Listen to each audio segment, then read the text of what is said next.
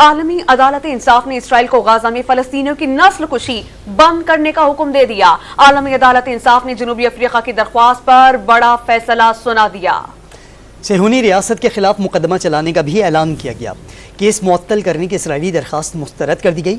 فیصلے میں اسرائیلی فوج کی بمباری سے 25,000 سے زائد فلسطینیوں کی اموات کو المیہ قرار دیا گیا۔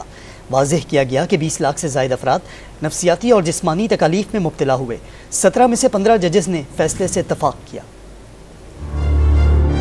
عالمی عدالت کا اسرائیل کے خلاف نسل کشی کا مقدمہ چلانے کا اعلان۔ جنوبی افریقہ کی درخواست پر عالمی عدالت نے فیصلہ سنا دیا۔ عالمی عدالت نے کیس ختم کرنے کی اسرائیلی درخواست مسترد کر دی۔ In the court's view, the aforementioned facts and circumstances are sufficient to conclude that at least some of the rights claimed by South Africa and for which it is seeking protection are plausible. This is the case with respect to the right of Palestinians in Gaza to be protected from acts of genocide and related prohibited acts identified in Article 3.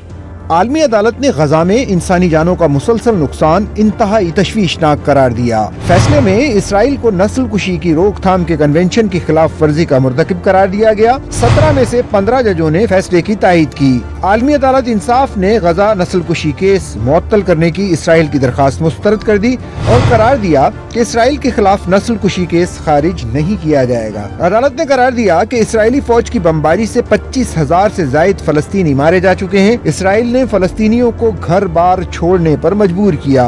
Gaza کے 20 لاکھ سے زائد لوگ نفسیاتی اور جسمانی تکالیف میں مبتلا ہیں۔ عالمی عدالت انصاف میں جنوبی افریقہ نے غزہ میں فلسطینیوں کی نسل کشی کا الزام اسرائیل پر عائد کرتے ہوئے مقدمہ دائر کیا تھا۔ 11 اور 12 جنوری کو ہونے والی سماعت میں جنوبی افریقہ اور اسرائیل نے دلائل پیش کیے تھے۔